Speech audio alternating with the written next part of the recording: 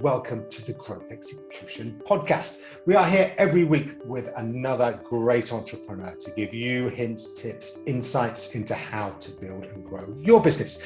Delighted to be joined this week by Melinda Holmes of Above the Lead. Hey Melinda, how you doing? I'm great. How are you, Mal? Oh, really good. Very, very good indeed. So listen, what we always like to find out really, first of all, about all of our guests is what really got them on the journey to entrepreneurship. So how did you start?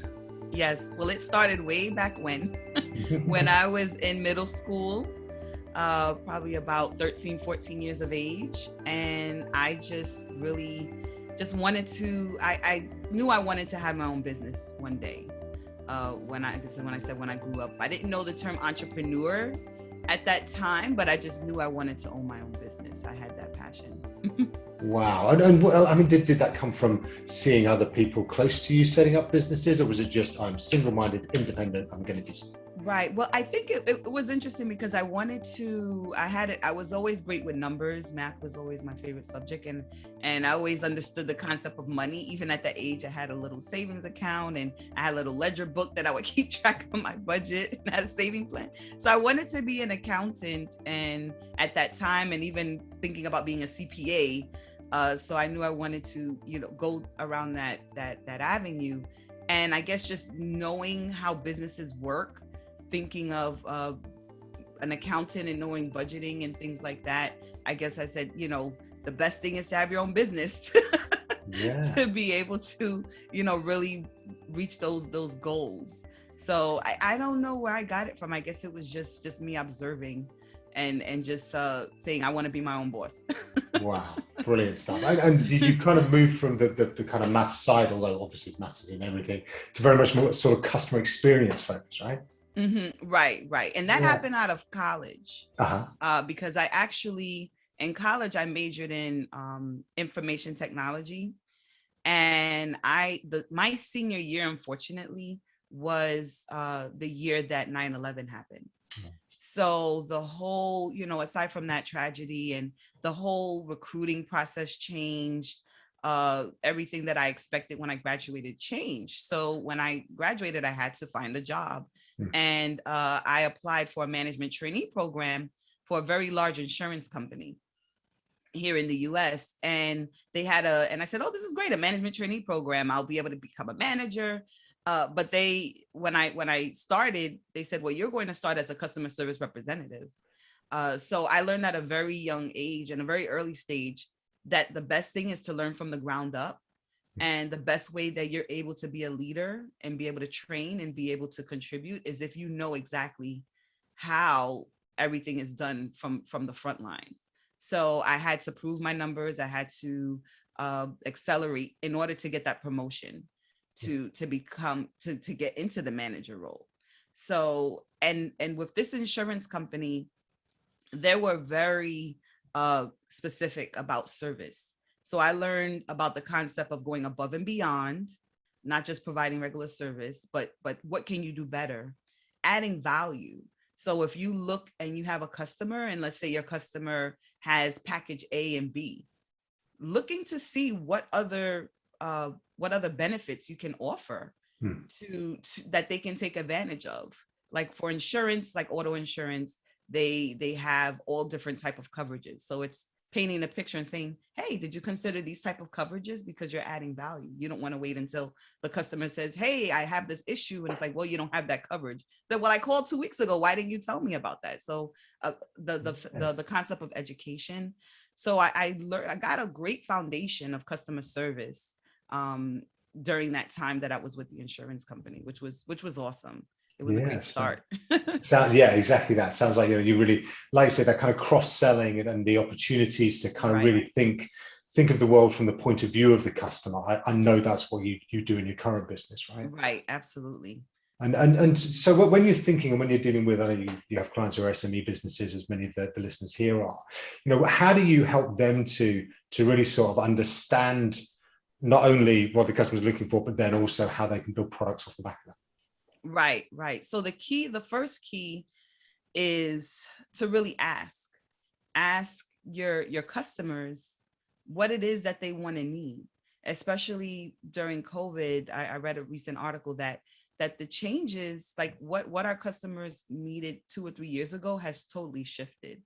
And even the attention span, like customers are like, you know, how we go from like one like they're pretty much not, it takes a lot more to have a customer that's loyal. Mm-hmm. It's especially these days with internet, there's just so many options. So it's like, oh, well, you know what, this service is okay. Let me go to the next vendor, or the next business. So we really have to work hard at really knowing our specific niche and really understanding what their wants or needs are, and getting constant feedback, having a system set up where you're getting constant feedback from all of your customers, like the ones that always patronize your business, the mm-hmm. ones that had issues, or the ones that you seldomly see patronize your business, and even new prospects, finding out how can I bring in those customers in my niche that are not coming to me right now. So that feedback is key to getting that, so that as entrepreneurs, we have great ideas. We're very creative, and we can map out the best service ever. And I know, but it's not about what we think our customers want and need. It's about what they're telling us. So important. And what sort of kind of practical feedback loops could perhaps listeners use? Do you have a kind of mm-hmm. particular apps or systems that you tend to sort of recommend? Yes. So yes, there is the old-fashioned surveys, right? Mm-hmm. But the surveys have to be really well thought out, where it's really asking insightful questions that's really going to draw some deep, juicy details mm-hmm. that are going to be used where it can become great decision-making ideas, how to increase your profit and to create more products that your customers are actually going to invest in. Yeah. So, but again, but another way is to just have a verbal conversation and pick up the phone or send an email and mm-hmm. have a quick 10 or 15 minute conversation, and just ask your clientele some questions, mm-hmm. and they will value that and say, wow, they're really thinking about what I want and need. And when you have those questionnaires, you're able to actually hear the phrases that they use. You're actually able to hear their experiences and get so much like realistic insight that is a little more difficult for a survey to get. So I think it's good to cover different keys. So I would say surveys, having questionnaires where you have an informal interview, sending emails, just getting feedback. And throughout the customer journey, always getting constant feedback, how the service was after they received the service, having check-ins. And you can do that through automation, where you send an automatic email out every 3 to 6 months or whatever it may be, to just check in regularly to see how things are going, if there's been any changes in their needs. So I think having those different points of getting feedback is essential. Yeah, I couldn't agree more. I think that, it's very easy to think you're listening to somebody because, they're buying your stuff, and that's great. But actually what you need to go kind of to a deeper level. Is there also, though, perhaps a risk in doing that, in that if you hear 17 different versions of what people want, then you've got a mm-hmm. real problem for your mm-hmm. product as well? How do you kind of encourage SMEs to get around that? Right. Well, I think the best thing is to have, and going back to my IT background, right? Knowledge is power, but you have to have a information system to organize all of this data, to make sense of it, and be able to really utilize this data where it's really helping to make decisions. So I would say definitely having a system where you keep track, and even segmenting, your customers. So all customers are not created equal. They're not all the same. So you have like your what I like to call your VIP customers, the ones that have been with you the longest and they purchase the most and they're more engaged with you. And then you have the middle. So it's great to segment your customers so that when you receive this data, you're not looking at it like just in a general perspective. You're saying, okay, what's going on with my VIP customers? What's going on with the customers that once in a while they're purchasing or they're renewing, and then the customers that never came back, and we're reaching out to see why. So by segmenting the customers is a great way to first organize how you're looking at this, all of this feedback that you're receiving, and prioritizing, like, what is, okay, now we segmented, now we have feedback, what is going to be our priorities. So every company will decide like what the priorities will be. Like, for example, when the most recent company that I worked for, they implemented a technology to help patients remember to take their medication. So you have patients that have different type of medical challenges, so their needs are going to be different. So whenever we did a survey or interview them on the phone, we had to keep that in perspective, because the feedback that they're giving is different based on what personal experiences they're going through. And then the question is priority. Like, what is the biggest priority that you should tag first? Yeah. So maybe like, okay, we have this feedback. Is it red? Is it something that's really urgent that we need to tag to handle right away? Or is it something that's like okay feedback? Or is it great feedback? So by categorizing the type of feedback you get helps to really organize it to see what needs to be prioritized. Yeah, I think that's really good. It's almost kind of the weight of ideas, isn't it? If you get so many from important customers that they want you to do this, then that's where your priority is going to lie. And I think that's really useful for people trying to organize what their next roadmap is as well, right? Right. Brilliant, really, really useful. Thanks, Melinda. What we like to do on here is just kind of ask us a few sort of random quick fire questions as well for all of our guests. Okay. So I wonder, if you were to go back to when you started your entrepreneurial journey, what do you wish you had known then that you know now? I would say that it was going to be 5 times more harder than I expected, and there would be a lot more surprises than I realized. So having a strategy is so important, and starting off with a strong foundation, even with your customer experience, because it's never too early to you don't have to be at a certain point where you have a great customer service team or mindset or perspective or customer experience concept. And that is one of the key strategies to surviving, because when you get those initial customers, that's your first network, that's your first community, and then you're able to branch out from there. So I would say strategy and making sure you do your research is important. Really critical. Brilliant. What's the best piece of advice you've ever received? I would say my mother. From when I was a child, I would ask, should I do this? Should I, I don't know if I'm going to get in, whether it's applying for college or applying for a job or trying something new. And my mother would always say, you have nothing to lose. You have nothing to lose, so give it a try. Love that. That's so powerful, isn't it? It's just really simple, but yeah, just go for it. Brilliant advice. Thanks. What do you think is, when you're kind of sitting there and, is there somebody who's an inspiration to you, perhaps? Anybody that you do sort of look up to? Right. Well, he has now passed, but my grandfather, and I think, although in my mind I said I want to be an entrepreneur, he continued to plant that seed and that encouragement. Like, he gave me the book in my early 20s, Think and Grow Rich. And he has always been an entrepreneur at heart, where he would invent. He had a few inventions, and he had a few businesses, and he loved people. And I think that's where I got also the concept of building community and the importance of really engaging with your customers, because I would see him when I visited him in Pennsylvania in the US, and I would always see him have great relationships with his customers and the community. So just always seeing him at heart with his businesses was always inspiration. Yeah, listen, and the way that you've gone about your work, and obviously having that customer centricity just kind of reflects absolutely that kind of obviously deep held and belief in what you do. Brilliant. What do you think is next for you? Where's Above the Lead go?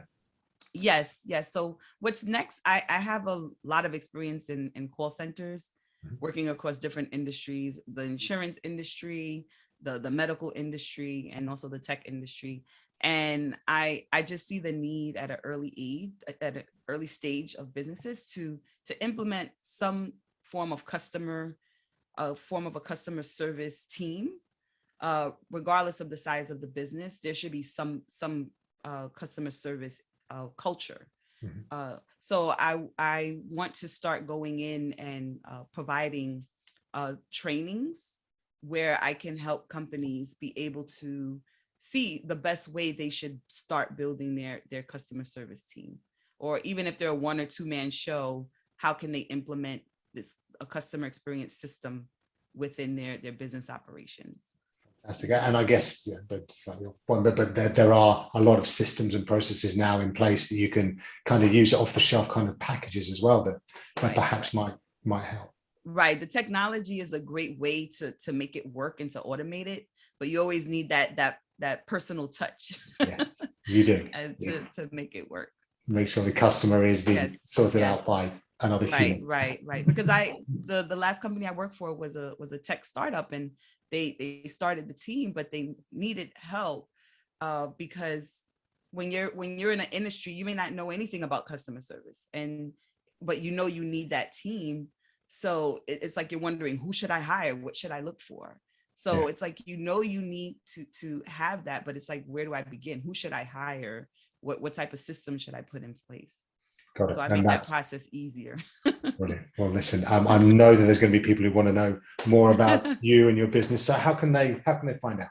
Yes. So there's 2 ways. So if you want to have a conversation with me, a 15-20 minute conversation with me, and just talk about your business, your goals, and see how you can implement the customer experience so that you earn more profit and get more and keep the customers that you have, so that you're able to grow, get better referrals, get phenomenal testimonies, and your customers renew with you over and over again.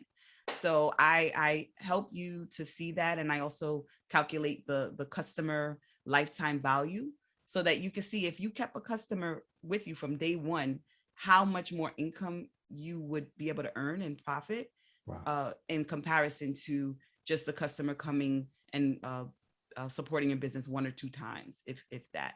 So I would love to have a discussion. It's chatwithmelinda.com. And if you just want to I have a checklist as well. So if you just want to look and see where your business is and where there's points for improvement with a checklist, I have specialgifttoyou.com. Brilliant. And so great URLs you've got there as well. Spent a lot of time looking around different URLs, and I love those two. Right. Above the lead, lead / this, it becomes a bit lengthy. So so just go straight to the heart of it. Melinda Holmes, thanks so much for spending time with us today. Really enjoyed the chat. Yes, thank you for having me. I appreciate it. Real enjoyed pleasure speaking with you. Likewise. Well, listen, do go and check out Above the Lead with Melinda. And have a look at all the stuff that she's doing, particularly focused around customer and making sure they have a great experience with you. That's it for this week. Thank you for joining us, as ever, on the Growth Execution podcast.